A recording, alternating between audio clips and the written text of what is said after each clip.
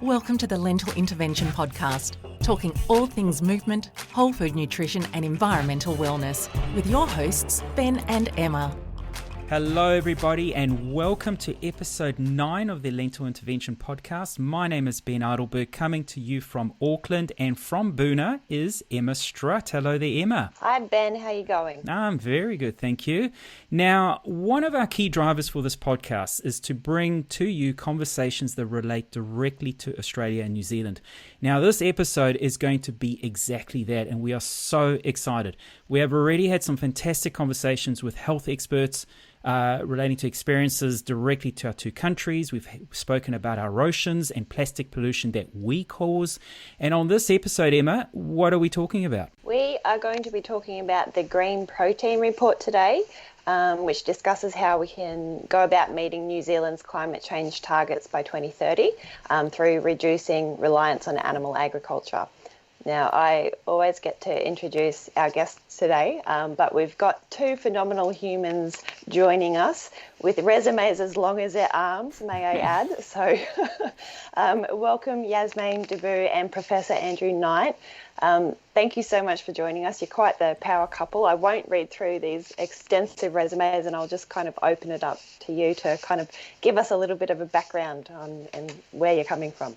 Now, I'm just going to jump in quickly. Andrew, happy birthday. I believe it was a bit of a big one. And I see you guys got up to some super exciting stuff over the weekend.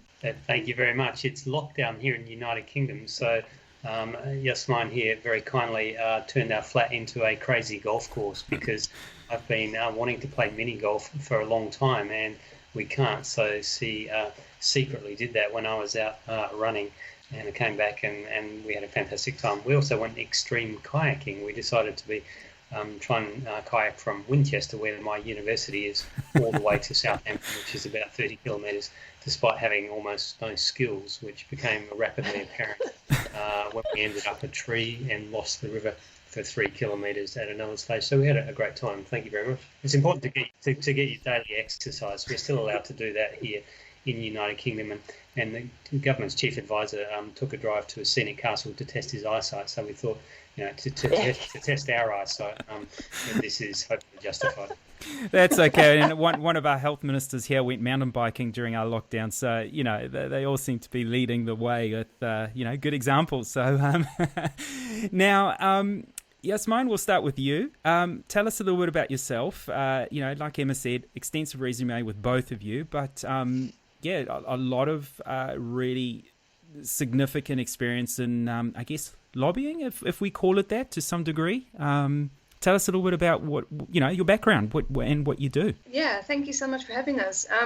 Basically, I'm from the Netherlands, and I became vegetarian when I was 12, and I was quite into environmental topics, and then I found out about a new course that had just started in the Netherlands called Animal Management. I thought, this is exactly it. I want to improve animal lives. And I was about 17 when I found out about that. And it's been my passion and drive ever since. So all my degrees and experience have been in animal protection, promoting plant-based diets, veganism. So I've been very lucky in being able to do what I'm passionate about. And from basically over 20 years now. And I studied animal welfare and animal behavior in Edinburgh in 1998, 99. And then when I came back, I started working as a teacher. I set up a new course in further education, animal management and animal care. And that was quite tough because it was a completely new field. I didn't have an education degree back then. And also just to work with students who were only a few years younger, but they were slightly different in their attitudes. They wanted to be more practical, hands-on with animals and not learn about the theory so much. So although I have been and still are very passionate about education, I realized after a few years being in front of them is probably not the best use of my time and skills. So I'm better at actually running education programs and setting up curriculum that can help include animal welfare. And that's what I did at World Animal Protection for 4 years. I went to London in 2004.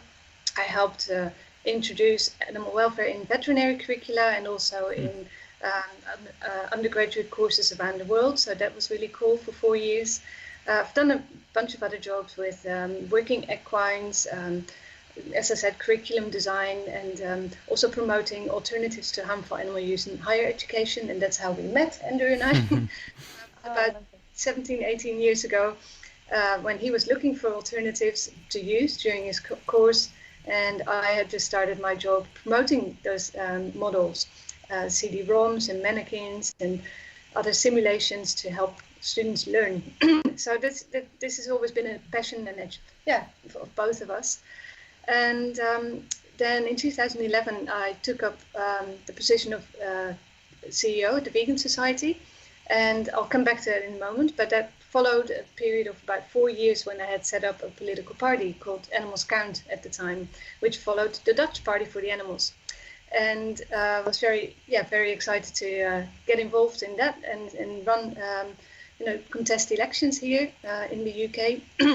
And then I thought after 4 years, I'm Dutch, I'm not allowed to vote here. I'm going to pass it over to another British person, still stay involved a little bit in the background, but I'm going to focus more on NGOs, and then you need to be a bit more politically neutral.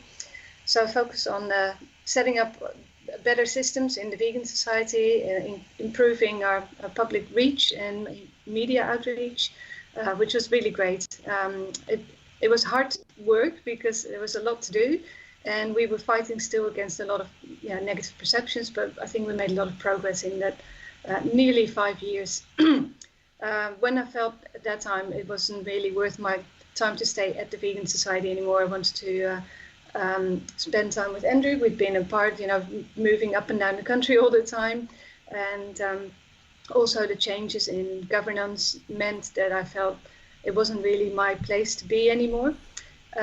So I actually went to New Zealand in 2016 to take up a new position at SAFE, the CEO of SAFE.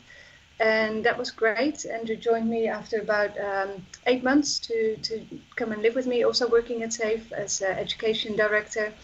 And we tried to kind of lift the standards, focusing more on education policy and how we can make it more credible and work on reaching new audiences.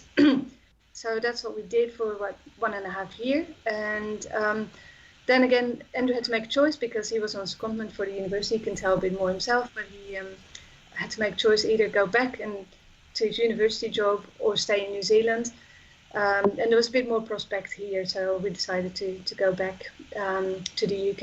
And I then became the international director for ProVeg International, and I'm currently the vice president. So the president, Sebastian Joy, oversees the whole organization in 8 countries and pro-regions, and I actually look after all the different offices and the grant program, the communication department, and support all the different directors.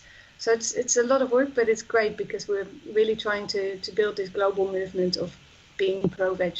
And You're one busy lady. Yes.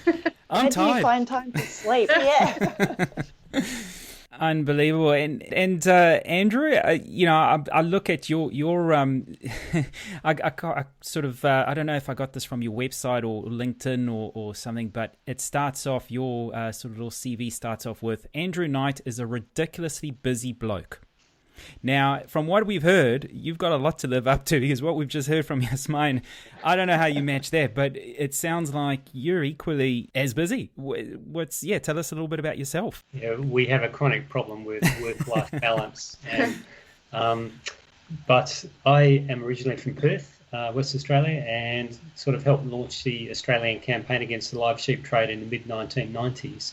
And I found it so rewarding to be involved in doing something that would impact millions of lives, really, or animal lives, that I thought, how do I set myself up to get a career where I can spend the rest of my career doing worthwhile things like this? And I had been sort of a unqualified activist, an animal rights activist with little money, trying to run these campaigns on a voluntary basis, and being crippled by lack of resources and having to give a lot of media interviews, and people would ask, what did I do for a living? And I'd have to say, I deliver pizzas, I deliver newspapers, and so on. So I thought, you know, I need to set myself up more professionally. I need to become more expert about all these issues, be able to actually afford postage stamps for my campaigns, so get some money, and get some qualifications that would enable me to be taken seriously. So I studied real hard, got into the veterinary course at Murdoch University in Western Australia, and then rapidly went sideways for about 5 years, being drawn into a big campaign to bring humane teaching methods into the veterinary curriculum.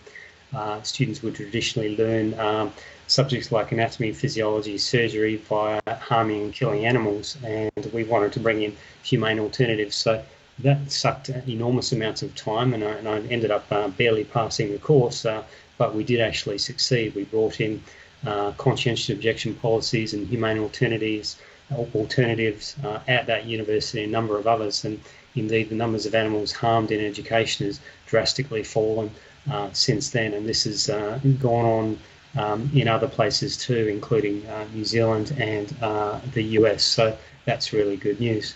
After I graduated, I started doing, I worked for Physicians Committee for Responsible Medicine as a consultant, and started doing studies looking at the use of animals in research and alternatives, as well as animals in education and alternatives, and ended up publishing a bunch of scientific studies. It's actually easier to do than you might think. The good thing about animal research is there's so much published in the scientific literature, it makes it really easy to find out facts and figures and to analyse it, and then to start to criticise it.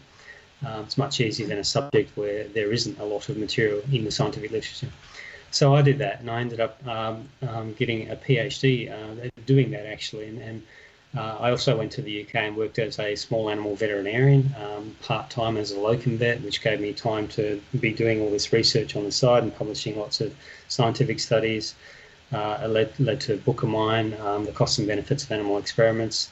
All of my sort of knowledge of humane teaching methods led to me being recruited to go and work at one of the world's biggest veterinary schools, which was in the Caribbean in 2013 to 2014, running their clinical skills lab, and we taught surgery and clinical skills to students studying the first semester of their curriculum, building every single semester using models, mannequins and simulators. So I did that, and in 2015 I had the opportunity to go to the University of Winchester, 1 hour south of London, to set up a new Centre for Animal Welfare with undergraduate degree and also a distance learning master's degree in animal welfare science, ethics and law. And effectively I now have a small factory that turns out about 20 plus graduates each year that have got three crucial things. One is a set of expert knowledge about the full range of animal welfare issues. Another is qualifications that enable them to be taken seriously by a full range of stakeholders in society. And thirdly is a set of really good communication skills. We require them in their assignments not just to do academic essays, but also to publish blogs, do presentations, prepare academic posters, short YouTube videos. So they come out with a full suite of communication skills that will enable them to go out in society and really make a difference, which is what 90% of them want to do. They want to go and be professional animal advocates. So I run all that, and I do research at the moment. I'm involved in some extremely exciting research about plant-based diets for companion animals. And I was in New Zealand, as Jasmijn said. She likes to give me orders. No, I'm kidding. But she asked me to come over and work for her when she was the CEO of SAFE. So I was there as Director of Research and Education from 2017 to 2018. And while I was there, I set up a new veterinary specialty in animal welfare in New Zealand. And was involved in many projects, and one of which is the report that we're going to talk about shortly. So I continue to be basically an academic animal advocate, so try to publish peer-reviewed studies, providing good evidence about welfare problems of animals in various situations, and support others, whether it's be the students go through my courses or whether it's mentoring other advocates, as I often do, for example, veterinarians who want to have specialist careers in animal welfare advocacy. Wow. So that's what we do. We're pretty busy. and you still find time to go adventuring and your runs. You're both very active, which is amazing to see, representing the plant-based community. So it's good. It's good to see. Like you said, it's important to keep moving. Yeah, last year we actually had more time. It's weird because last year we also got married, and that took up a huge amount of time in terms of preparation and everything. And I had a big event that I had to organize in August, a month after the wedding. So that was all happening last year, and we still managed to run more than we do this year. So for some strange reason, this lockdown and the coronavirus has made us even more busy, bound to our desk, not running. And yeah, our times are much slower this year than they are last year. We were doing fast half marathons last year, but not now. But, yeah. Well, we've been very lucky in Australia and New Zealand with our lockdown sort of protocols that we've actually been allowed to be out. So, I find I've actually been running more. Same here. Yeah, same here. We don't have an excuse, really. We were allowed to run, but we just didn't do as much of it. Yeah, Jasmijn's being a little harsh. She routinely places in the top 3% of all women, and I think she still would be somewhere close to that level.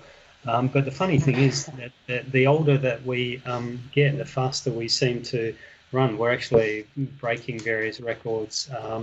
It's bizarre, actually. I think maybe the longer on a plant-based diet, the quicker you get, and as the years pass, it becomes longer for us. So maybe that's why we're getting quicker. As I say, a little bit of a hiccup this year, not quite as fast as last year, but nevertheless some very fast times. And the only possible explanation is plant-based diet, I think. Yeah, so chucking that protein deficient myth right out the window, that's for sure. Look, that's a topic very close to my heart, obviously from the sporting perspective, because I do coach a lot of endurance athletes, and I do find it's all relative to your starting point, of course, but you're right.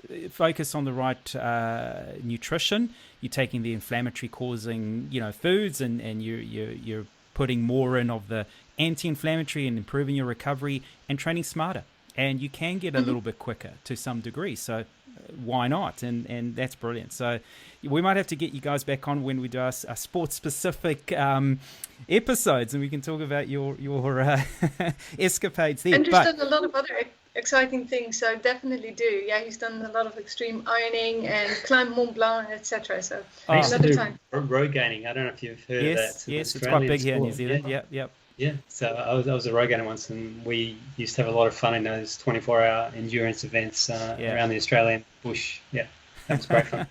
Okay, we're definitely doing a part 2 then. No, let's get cracking in, because we do have, we've got a certain amount of time, and I can definitely digress all day long about sport and everything, and what some people refer to as crazy activities, but I call them fun, and I think you guys do too. So the Green Protein Report, meeting New Zealand's climate change targets by 2030, not 40, 50, 60, but 2030, through reduced reliance on animal agriculture. Now, when I saw this report, and I was going to do a little trick where people can hear, our listeners can hear me flicking through these pages, over 90 pages long. I think you've pretty much answered maybe part of the question. Why New Zealand? Well, the main reason is that I started writing it whilst at SAFE. So I was in New Zealand, and I felt, based on the report that we did at the vegan site in 2015, that was the Grow Green report, we thought we need to do something similar here, to have a coherent argument against the expanding animal agricultural sector here, especially dairy, and not just focus on the animal issues and animal cruelty, which SAFE was very well known for and did a great job at. But I thought we need to bring in the economic arguments and the environmental arguments and show the way out. That's very important, that you don't just criticize animal agriculture from an animal welfare point of view. And that was the idea, that we would have a kind of report that covered all these important topics, and health, of course, taking the human health. And looking at all these aspects, specifically for New Zealand, the 2030 goals were basically based on the New Zealand government's own goals. And I still think it's going to be very tough to meet those goals if the animal agricultural sector is not going to be addressed. It's one of the key contributors. And New Zealand could lead the way. It's small enough to really take leadership on this issue and show the rest of the world, particularly Australia, but also I think other nations, that you can take progressive action that doesn't harm the economy. Now, how you do that is still, there's still a lot of work to be done. But what people often forget, and especially again with dairy, is that a lot of the external costs are not included in when you look at all the profits, for example.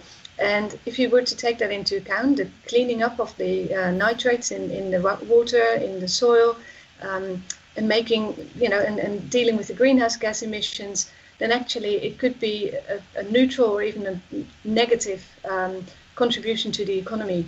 And people don't realize that, and they just look at the big kind of profit pictures, and that is misleading. Even if it did result in a profit, because that needs to be updated. Those figures are somewhat old, they're from 2015, or some figures are even older, looking at how people's perceptions are of a degraded environment.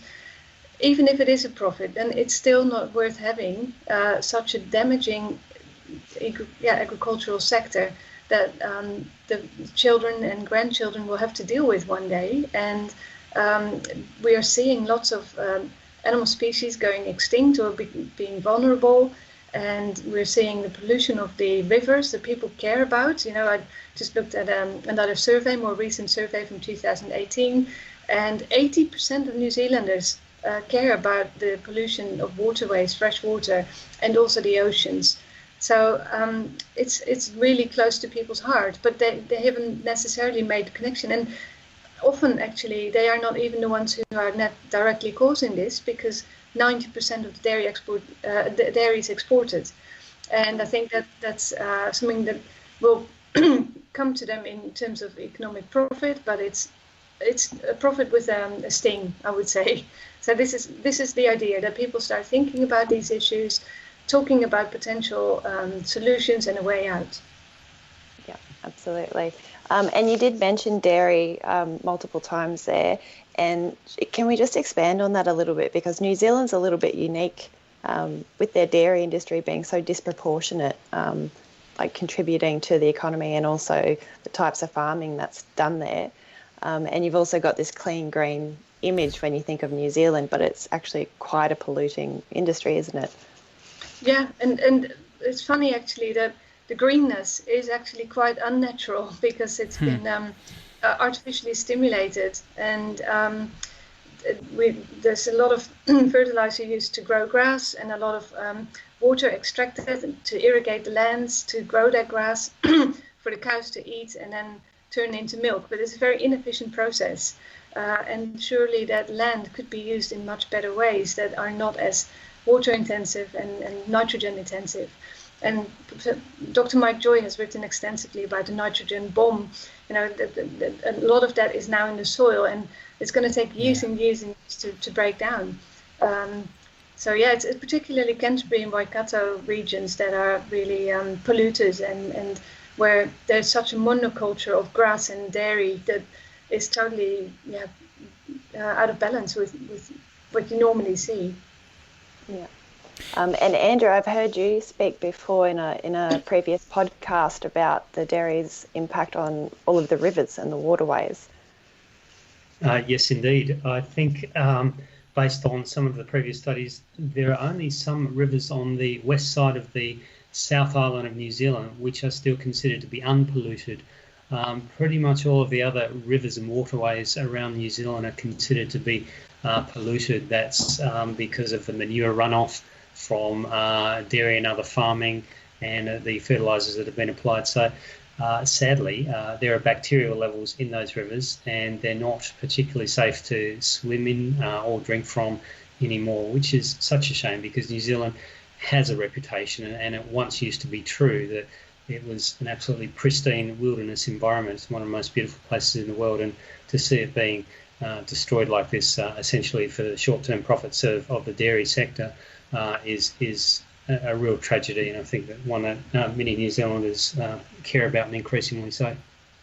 Emma and I were talking about this offline, where she said, well, New Zealand looks so pretty, like where is this pollution? But, for me personally as an athlete, and we've spoken about this in other shows, is that it's becoming more often that you turn up to an event, an Ironman event, a triathlon event, a swimming event, and the swimmers cancel because of water quality. And it's not necessarily pollution because of runoff of sewage or stormwater, it's algae bloom. And we know that, you make reference to Dr. Mike Joy, who's an environmental scientist here, great speaker, great knowledge. And he talks about exactly that, the nitrate levels in the waters. And there's a diagram there, or a sort of a little chart that he refers to, which is sourced from the New Zealand Ministry for the Environment. And it shows exactly that, the Waikato, the Canterbury Plains, Southland, and even the Wairarapa. These are heavy dairy farming parts of the country where the nitrate levels exceeds the legal limit. So we're not talking about the water's just polluted, it exceeds the legal limit. I mean, that is scary. That's I'm looking at the diagram now, that's 2/3 of the North Island and probably about half of the South Island. It exceeds the legal limit. That's scary. Yeah, absolutely. Yeah, I just had a look at those graphs again last night to remind myself, and it said that of the nitrate leached from livestock, 65% was from dairy and 15% from sheep. So once upon a time, sheep were roaming all the lands of New Zealand, and that's decreased now because of less demand in wool, and synthetics have replaced the demand for wool. And at the same time, the demand for dairy, particularly in China, has increased. And I think what we need to do is have a multi-pronged approach and look at both livelihoods and alternatives in New Zealand, as well as demand in other countries, and look at how we can stimulate plant-based dairy or non-dairy in China and other countries, to really address this issue. Because when there's demand, there's going to be this this heavy pollution, and it is scary, as you said. It's the irrigation, the nitrates, it can't go on. It's just not sustainable. It really will come to a breaking point. And this is the problem when you have an industry that's set up whereby they're not paying for the externalities. So for the various forms of environmental damage are not factored in economically. The only economic part seems to be the profit that's made from the production of the dairy products. So, that's obviously needs to be addressed, and indeed that's one of the policy reforms we call for in our report in various ways, starting to implement the polluter pays principle and the factoring in of the various environmental resources that are being degraded and destroyed financially, which would mean that the cost-benefit ratio would drastically alter, and the industry would not necessarily be as profitable as it currently is. And in your report, you actually show some stats, and you show how, you talk about demand. Consumption continues to grow, which, we talk about how veganism is growing in popularity, and we talk about, people becoming more conscious of their health. Yet, consumption's growing. So in New Zealand, I presume Australia would be very similar in terms of demand for pork, beef, and poultry. I was astounded how much chicken people eat in New Zealand. I mean, I'm not eating it. I know a lot of people aren't. So how much are people actually eating? But obviously with that is the direct correlation with the low consumption of fruit and veg, which, come on, 2020, we know how important that is. And then, of course, the increased obesity rates, which Australia and New Zealand both, compared to the world, is it's one thing we're doing well in. We're leading that, which is not good. No. So, you talk about reforms and you talk about demand. Well, the demand is going the wrong way. Yeah, it's going both ways, I think. There is more awareness also of healthy eating and eating more plant-based. But it's, sadly, and this is where I think the industry is very well resourced in clever meat and marketing campaigns and dairy campaigns. It's very kind of pulling at emotional strings and focusing on values that people care about in New Zealand and Australia, like family values and community, and they are very clever at convincing people that it's normal, necessary, healthy, etc. And I think that's another thing that we also call for in the report, that we need to strengthen the horticultural sector, because when, for example, in the UK, I think it was maybe 7 years ago, there was a bit of a campaign to make kale look cool, as a healthy food. That worked. It really did increase the demand for kale, and a lot more people are now using it in smoothies and in their cooking and all sorts of recipes. So I think that that kind of campaign can work, but you need to invest in it. And at the moment, it's completely skewed towards plant-based, towards meat and dairy, and I think that needs to change. It's, I don't know if this is.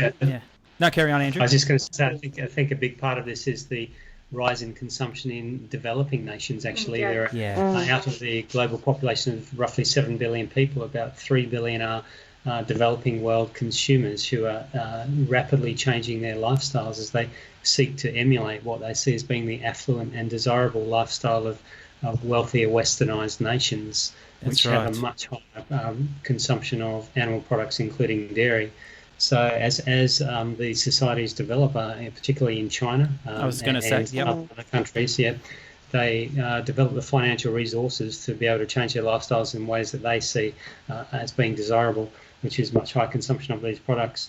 But it's certainly not something that we can ignore in places like New Zealand and Australia. In our report, we talk about the rates of obesity, and it's just incredible and tragic that 2/3 of the New Zealand population are either overweight or obese, and that rate is similar, I think, in Australia and indeed other highly developed nations as well. We have seen, of course, an increase in awareness and interest in plant-based diet and healthy lifestyles in general in these developed nations, and that's fabulous. But unfortunately, it's being greatly eclipsed by the increasing consumption of these unhealthy products in developing nations. Yeah. Now, what I was going to say earlier was I don't know if this is a myth, and I should probably research it properly, but I quite like the idea behind it is that Popeye, the cartoon Popeye was created to create, there was an oversupply of spinach on the US market, so let's make spinach cool. I don't know if that's true, but I love that story, and hey, spinach gives you muscles, makes you strong, so plants can give you protein and calcium and all the other, nutrients that one needs. So maybe that's the way forward. More cartoons and more social media that way. Totally, yeah. We need to make it cool and attractive and low threshold and all those things. Just one more quick point about the growth in demand. I think it's both. As Andrew was saying, the volume is in developing nations, but even though the volume may not be in New Zealand with such a small population, 140 kilos of meat and dairy a year, that's a lot. So that definitely needs to go down. I mean, the World Health Organization recommends maximum 400 grams a day. Even that needs revision as well. They need to look at the science. And if you look at the Eat Lancet report, that is actually promoting a kind of more optimal diet based on health and sustainability. That's what people should be looking at. Yeah. Not to mention that processed meat is a class 1A carcinogen. So exactly. Yes. Exactly. Yeah. And that we see now with the COVID-19 crisis that people with underlying health issues like obesity, diabetes, etc., cardiovascular problems are more at risk and are dying more from the disease than healthy people. So it cuts both ways. It really, really needs to be addressed from a pandemic perspective as well as kind of normal life. Yeah, absolutely. And that's a very timely remark you make about zoonotic diseases and its relationship with the livestock industry. We're clearing forests, we're housing these animals in squalor very close to each other. Most of the problematic infections over the last few decades have been zoonotic diseases, so this is something that really needs addressing as well. And the intensive farming industry is perfectly set up to be a disease factory, actually, because you've got three really important things. One is you've got really large numbers of animals which are crowded together closely, so you've got ideal conditions for transmission. Secondarily, you've got really poor hygiene because these facilities are often operated on an all-in, all-out system, which means that the animals are placed in there. For example, a whole bunch of meat or broiler chicks, and then they're grown up to marketable body weight, and then they're cleared out, and the actual shed is not cleaned until they're all cleared out because it's not really physically possible to clean them whilst they're all in place. So they actually grow up and reach their marketable body weight in conditions of increasingly poor hygiene. The substrate, these the floor of the sheds become increasingly soaked with manure and urine, and they spend increasingly longer periods of time on that substrate, and they actually start to get inflammation, irritation of their skin, and chemical burns in the latter weeks of their raising period. So you have conditions of poor hygiene. We see the same thing for dairy cows in giant sheds and laying hens and other intensively farmed animals. You've got the poor hygiene, and thirdly, you've got another problem, which is stress, because these animals are overcrowded, denied the opportunity to express their highly motivated natural behaviours that are so important to them, and kept in these unnatural conditions.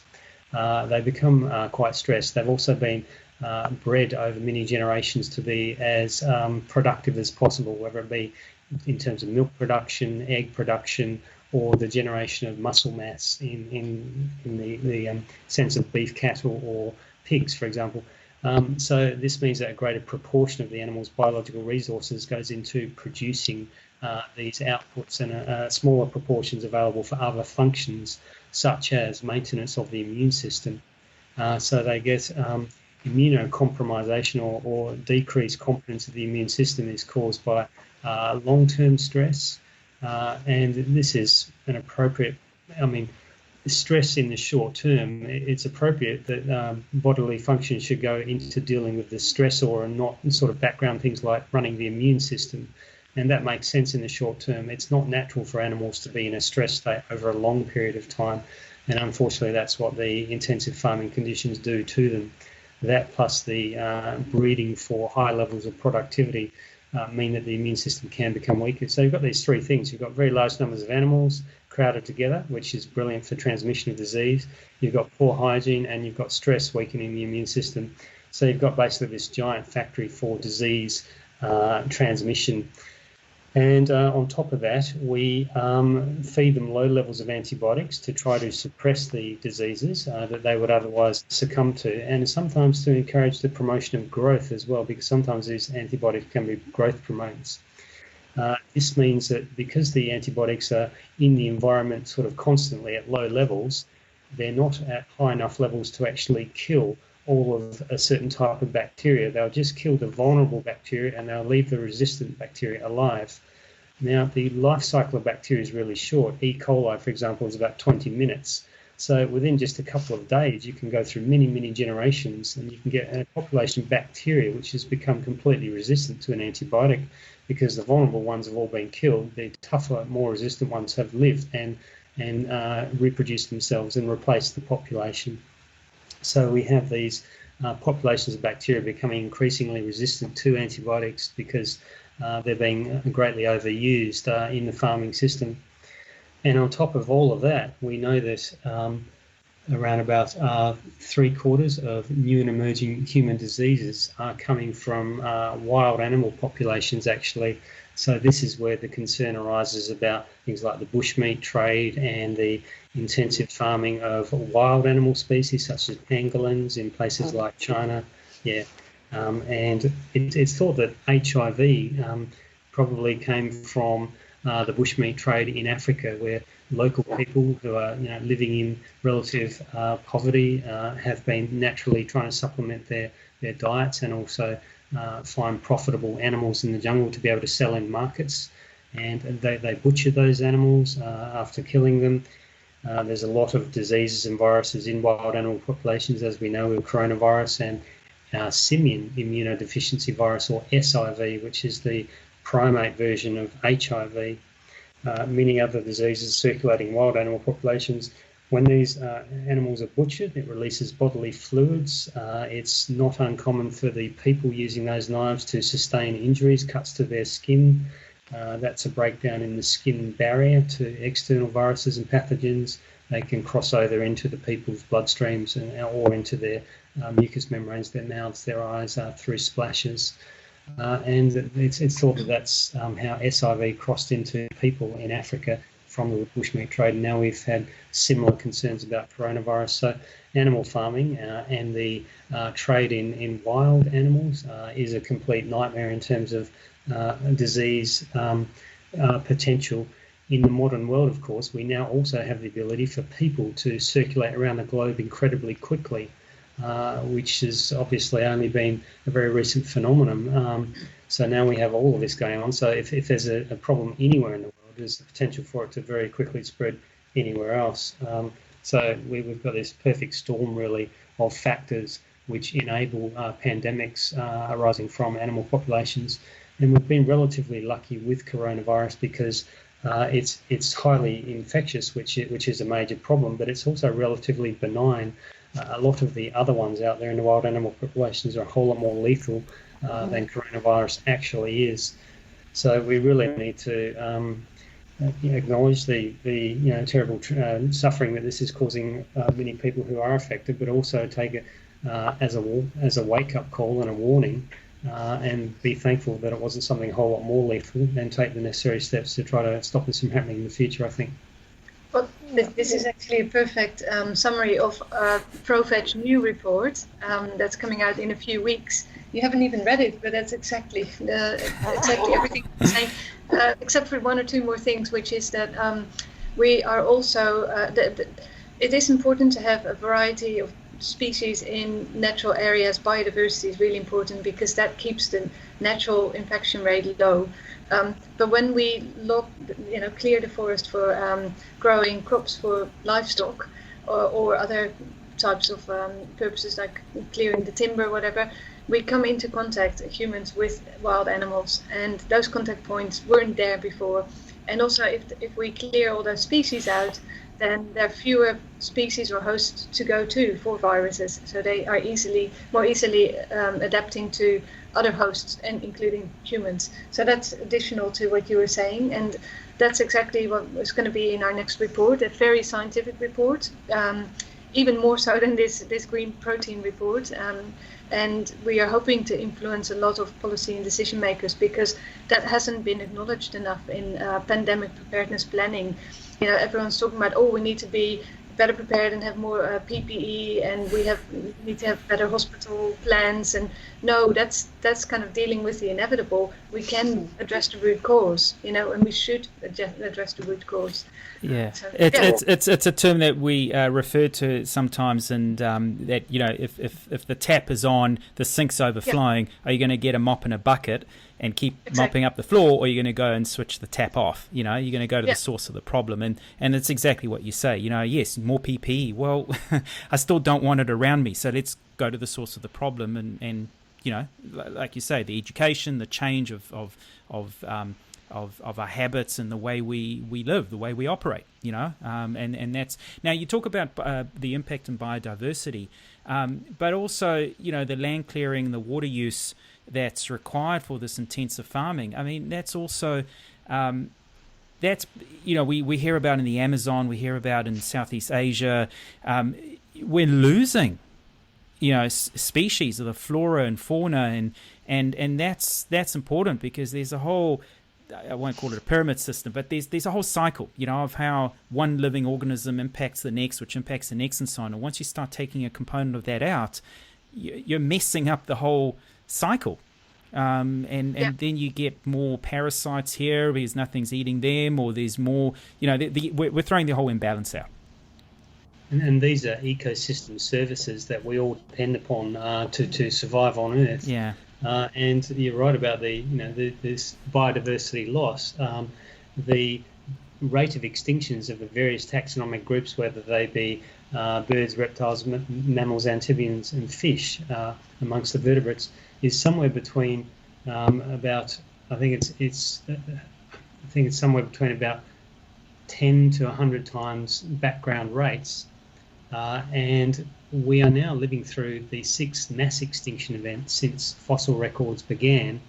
There have been 5 other mass extinction events in previous history, since there were animals with hard skeletons laying those down in the rock historical record that we can study. And they've usually been caused by climatic disasters, actually. So a mass extinction event is an event when more than 50% of all living creatures die upon the Earth. So there have been 5 of them previously in the last, I think, 540 million years. The most recent one was when the dinosaurs were wiped out about 65 million years ago. So we're now living through number 6, actually. It's happening now during our lifetimes, and it's very much because of our actions upon the Earth, unfortunately. And the mass clearing of land for animal agriculture is right up there with one of the top causes. Unfortunately, animal agriculture is one of the main uses of the Earth's land surface. And it's a massively inefficient way to produce what we need to survive, because we have to grow feed crops to feed them to animals, of which only a small proportion ends up being usable by people, the rest being lost in the energy conversion that takes place from plant protein to animal protein. It's a very inefficient process. You can lose up to 90% during that process. So you've got to grow an awful lot more feed crops than if you just take those ate the crops directly, as people could do if we grew appropriate crops. So you need vastly more amounts of land. So you've got to cut down so much more forest. So this is so much more greenhouse gases, destroys so many more species, and so on. It's harder to think really of greater tragedy than the wholesale loss of the other living creatures with whom we share the planet. And it's particularly tragic in the case of New Zealand, because it has been a biodiversity hotspot. It's been one of the most biodiverse locations in the world, really. And to think that so much of the landscape is being degraded by pastoral farming, and the waterways are being polluted by nitrates and by manure runoff is particularally tragic. So we highlight these factors in our report, and we call for wholesale reform, really, of the farming sector to bring in those crop alternatives, fruit and vegetable alternatives that would use so much less land and allow rewilding of so much of the landscape. And some of those crops would also fix the soil, wouldn't they? Mm-hmm. Yeah, like hemp and fava beans, they fix nitrogen in the soil, so that's actually a solution. And it's crazy that I think in New Zealand hemp is not allowed to be used as a food supplement, but only as a kind of medicinal or animal pet food. And that doesn't make sense. Hemp seeds have been eaten for centuries, and hemp products. And legumes generally will fix nitrogen in the soil. There are many of those. Because in the report, I love looking at stats because it's mind-blowing and it's sometimes difficult to comprehend. But one of the stats here, New Zealand arable land use, 1961, 11.39%, 2014, 2.24%. Yes. What is going wrong with New Zealand? Okay, we know it's a rhetorical question, but it's just, and the other thing is that I wanted to raise, and this is an ongoing misinformation that people use as arguments that are, I won't say anti-vegan, but sort of question the sustainability of going vegan or its worth is, but soy production is quite heavy on land use, or growing almonds uses quite a significant amount of water. But Andrew, you mentioned this, that the majority of soy, for instance, that's grown is not for us. So yes, you're right, it is it places quite a toll on land, but that's because we're growing so much to feed the animals. It was to feed us. We wouldn't need to grow that much soy. And when you're talking about how much water almonds use, well, how much does a glass of milk or a piece of steak, use water? So people don't relate things the right way. They take it out of context. Absolutely. This comes down to something called feed conversion ratios. It's the ratio.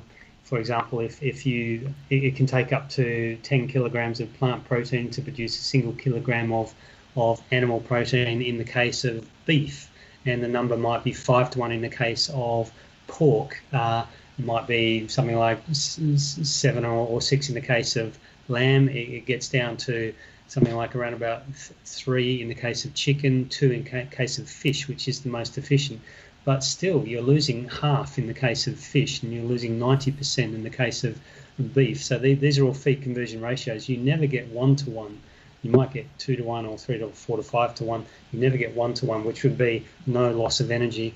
Comes back to something many of us learned way back in school, which is whenever you convert energy from one form to another, it's never perfectly efficient. You always lose some in the process. Correct. Yeah. So that's what's going on here, basically. The inefficiencies involved in the production of animal protein are really enormous. They're far, far bigger than converting motion to electricity, for example. So that's why we need just so much more land to produce the feed crops, to feed to the farmed animals, than if we just use that land to grow food for humans directly. Yeah. Let's talk a little bit about the economic impact. Now, New Zealand is known as, if it's not the biggest exporter, it's one of the, when it comes to dairy. Beef and lamb is another massive contribution to the economy. So very much heavily reliant on animal farming. What is the way forward here in New Zealand? Yeah, it's not an easy question, but I think we shouldn't be thinking of like for like. So I think it needs to be a mixture of solutions. I think the New Zealand GDP has changed. In terms of agriculture, it was over 12% in 1972, and it's now 7%. So, and that's been stable for the last 20 years or so. It's still significant, but I think the other sectors have shown growth, and that means that there is still growth potential. And professional services, such as financial, whatever, they've grown a lot. Real estate, tourism. So I think we need to look at a whole array of solutions. If you want to be completely environmentally sustainably kind of thinking, then offshore wind energy, like sustainable energy, maybe could be a massive sector, and other what you call it, the water hydropower, other solutions. But of course, a lot of the land can and should be repurposed. As Andrew was saying, rewilding for a lot of it, and those areas that are naturally dry, like in Canterbury, keep irrigating them to grow that grass for cows. This doesn't make sense. We need to find a purpose for that land that makes sense. And I think other areas can be repurposed for crop farming, and maybe some of the crops don't need as much water as grass does And I think we need to also look at more, but we didn't really touch on that in the report. It's a whole different remit, but that could be a follow-up report, is to look at cultivated meat. And there's growth in that area around the world, and there could well be innovation in New Zealand labs that could make the difference between, why should we actually have cows that are very inefficient, that suffer, that cause environmental damage, if we could engineer milk from bioengineering and cultivated processes. Some people may feel a bit kind of reluctant to embrace that solution, but that demand is still there, so it's at least a temporary solution. I'm not saying it needs to be there for all time, but it is definitely an addition to looking at all the plant-based options that we have. And I think some people are not as reluctant as, perhaps from a selfish perspective, I wish they had been. When we were in New Zealand, we couldn't buy any sun-fed chicken. Sun-fed chicken is this wonderful alternative chicken product. I think it was made from peas, actually, which appeared in the supermarkets. And we had to go to 3 different supermarkets and time our shopping trips to first thing on a Saturday morning, just to be able to find some, because it was far too popular. It was selling out. Then can you actually find this product? You can now. So the Australian equivalent of Woolworths here, Countdown, definitely stocks it. Look, things have improved. So they must have increased production to meet demand. So I think a lot of people are really interested in these products, actually, and they've obviously done extremely well for the company. Yeah. Apparently the plant-based product sector is one of the fastest growing food industry sectors, actually. So absolutely booming. Caring about the finances. And interestingly, look who's buying into them. look who's buying into them: Nestle, Coca-Cola. It's all it's all the companies you don't want, but yeah, they're the ones buying into those businesses, funding it, and thinking, well, there's profit to be made. But there's a company that I'm a little bit biased to because I'm originally from South Africa, and there's a product called Fries. And 20 years ago, because I started off as vegetarian 20 years ago before I went fully vegan. But already then I was buying. They only had two options on that you could buy, and that was it. And then a few years later, you had a burger patty, sausage, and that was it. Now, Fries is here in New Zealand, and there's a plethora of options. So it is. When I go to Australia, I think, Australia's got more options here, and then I come back to New Zealand, I think it's improving. I think globally, there's certainly more options. But when we talk about solutions going forward, if you had an opportunity to sit down with our Prime Minister, Jacinda Ardern, okay, now bear in mind she's from Morrinsville, she comes from a dairy farming sort of background. Her Deputy Prime Minister, Winston Peters, is one of his notable things is when Air New Zealand a couple of years ago thought they'd be progressive and serve Beyond Meat burgers on, I think it was in business class. He was the first person to criticize Air New Zealand for not supporting local meat producers. Why are we supporting another business from overseas? Why are we not supporting? So what I'm saying is, I'm not saying there would be resistance, but it would be a hard sell. But if you had an opportunity to sit down and say, here's a report, and Jacinda said, okay, I'll grant you one recommendation that I'll pass. What do you think is the most impactful sort of action that you would like to see implemented? Yeah, that's it is a tough one because I think having a New Zealand specific focus, so a company that can develop a product like sun-fed meat, chicken, is probably going to be the biggest impact because people buy in more to the kind of made in New Zealand brand. So it shouldn't be a Beyond Meat burger in that sense, even though they're very good and they are liked by lots and lots of meat eaters. And that is the purpose. We need to get a product that is acceptable, and not only acceptable, but preferable to be consumed by meat eaters than the meat patty. So I think that's what we need.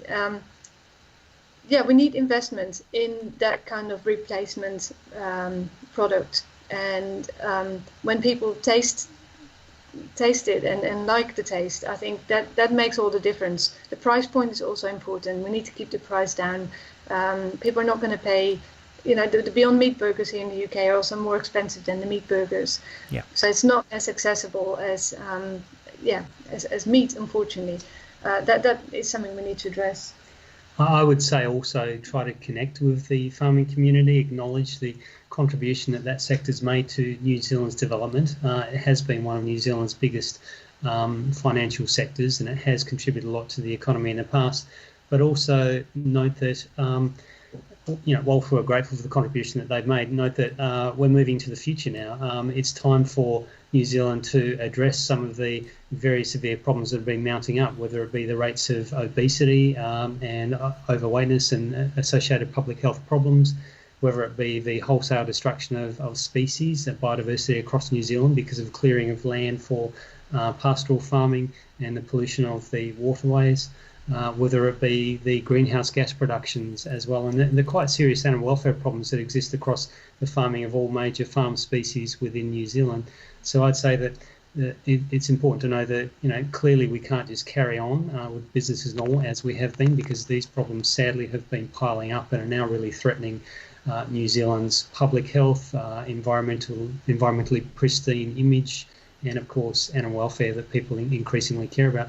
I'd say all of these do warrant a change in social policy, and we need to support the farming sector and other sectors of society in helping to make that change by setting up the appropriate policies, funding, implementing environmentally responsible taxation and education, a range of other measures which we describe in our report actually to assist society in making that transition into the future, so that New Zealand can have a good future rather than hanging on to the past, whilst the problems from that increasingly pile up and threaten the future.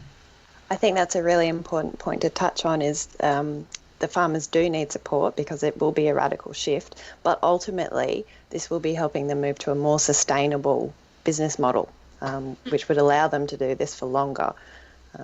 And I think that's why we're seeing big companies such as Cargill's, meat producers in the US and a range of others actually diversify their portfolios and get into bringing on plant-based product lines.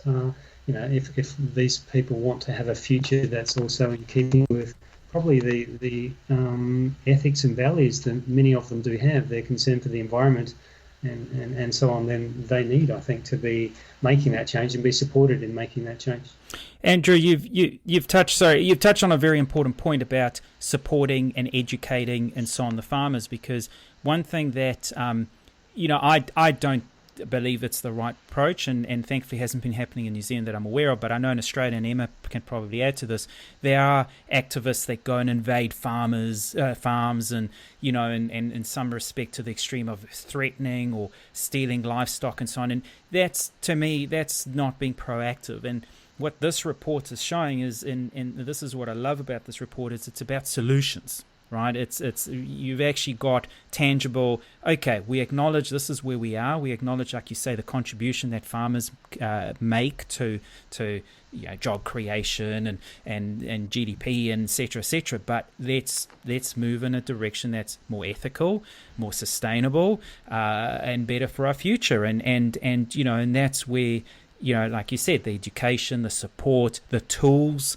So okay, I want to do it, but where do I start? How do I do it? So, it's having that infrastructure. In New Zealand, James Cameron has shown how you can take a dairy farm and convert it into a more sustainable producing farm. So, it is possible, and a lot of others are doing it as well, for sure. Yeah, there are very exciting examples all over the world of where farms have turned into sanctuaries, and the farmers moved into a different business. Here in the UK, actually, not quite as a result of the Grow Green report, but at the same time, a farmer got in touch. He was a beef farmer, and he had already qualms about keeping cattle and sending them to slaughter, and it kind of broke his heart every time. And so he said, enough is enough, and I just want to give these animals a good old life and good old day, and turn this farm into a vegan organic farm. And that was Jay, and there's now a film about his decision and his life. It's called 73 Cows. It's really nice, really touching. And I think these examples really show that there are other ways out for farmers. And exactly for, as Andrew said, for businesses, the massive tycoons they are diversifying, and also the financial sector needs to realize that the money is going a different way because of all these pandemics and outbreaks of disease and volatility in the market and everything. It's not a good bet anymore to put your money into animal agriculture. It's much more profitable to put it into plant-based and cellular agriculture. That's where the money is. So all of these forces are moving together, and these are the kind of things that we're doing at ProVeg as well, influencing that landscape, talking to banks, talking to investors. We're influencing major companies, we're working with Unilever, etc. And some activists feel like, oh, you shouldn't be working with Nestle or Unilever, but that's where the change is, that's where the volume is. Of course, we could continue to support vegan businesses and independent manufacturers. I think that's really important. But the big change for the mainstream, for the flexitarians, comes from those big companies. Absolutely. Important point. Jasmijn, Andrew, I want to be really mindful of the time. I don't want to keep you too much longer. You've listed some incredibly important talking points here, and I would recommend anyone that's listening at the moment to download this report and read the whole, 90 pages of it. It's a good read. Just set aside more than an hour. But for people who have listened and they want to action some changes right now, so the mindful consumers out there that are listening, could you maybe just leave us with some key things that we can do personally and start implementing straight away? Can we first just mention where people can find the report? So it's on my website, jasmijndebo.com. So JasmijnDeboo.com. And or you can probably just web search for the name of the Green Protein. We will have it in our show notes. Great. The Vegan Society for New Zealand has it, a direct link there. So our listeners will have already, those that want to be prepared for the episode, they will have downloaded this already. But we'll have it in the show notes with all the links to your websites and everything else. So easily accessible. Thank you very much. Yeah, absolutely. It has an executive summary as well of just a couple of pages at the front for people that don't have time for the full 90 pages. Yeah, what people can do individually. So it depends on where you're at. If you're already vegan or mostly vegan, help spread the word, help others, to educate them and get them onto veggie challenges. There are lots and lots of different ones. There's a safe Eat Kind challenge for 6 weeks. There's in Australia, No Meat May. That's just finished. But there are lots of initiatives that people can get on, sign on to experience what it's like to eat more plant-based. For those people who are not yet vegetarian, vegan, just replacing meals one at a time. Whether you go for certain days and meat-free Mondays or certain meals. Some people I know are vegetarian, vegan during the week and not weekends. So it's the first step in the right direction. And learning about all these issues, learning about the potential of plant-based, I think it's very powerful. And what we said earlier in the show, like how that could help with athletic performance, for example, your own health. That can be the starting point for some people, and then they want to learn more about what happens to animals later. Sometimes animal arguments are not the best to start the whole journey. They come in later. The angry vegan approach doesn't work for most people. No. And this is where the animal advocacy movement is starting to learn about something called human behavioural change. And it's now one of the hot topics within the animal welfare world, actually. There have been conferences on it recently in the United Kingdom. But it's starting to understand what's actually successful in generating changes in people's behaviour. And it's certainly generally not criticising them, and it seems apparently to be appealing a bit to self-interest initially. People who are not into plant-based diets may well not be open to concerns about farm animal welfare initially. They may very, very much be open to the argument and the understanding that this kind of transition will provide them with personal benefits to health and well-being and fitness and so on. And what happens then is they may well start to make that change, and once they've made the change, they can then find that it's not as difficult and untasty and awkward and strange as they might have initially thought, and then they start to see it as being normal, and at that point, that's when they apparently can become more open to the other arguments that subconsciously they resisted previously. So the concern about farm animal welfare and so on. So there's a process psychologically that people go through, and this whole field is human behavioural change, and we are I think getting smarter about understanding that. Another hot topic is effective altruism. There are so many different issues that we can get drawn into, and effective altruism is the notion that we look at all this strategically and try to work out the issues and the approaches that are most likely to do good given our finite resources. So that's another area of interest, and particularly for philanthropic organisations and individuals. They're becoming increasingly interested in the effective altruism movement to make decisions about where they should invest their time and funding as well. So this is a long way removed, I think, from the way that grassroots animal advocacy used to be, and I think people are increasingly learning about these sorts of topics and moving in this direction. I think it's a very good thing.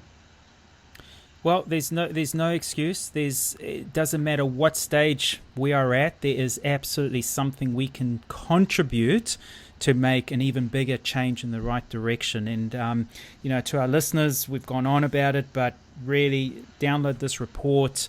Like Andrew said, just read the executive summary if that's all you have the time and patience for, but you'll still get a lot out of that. Those that love stats, those that love to deep dive, look more into this, and for our Australian listeners and anyone else, it's relatable.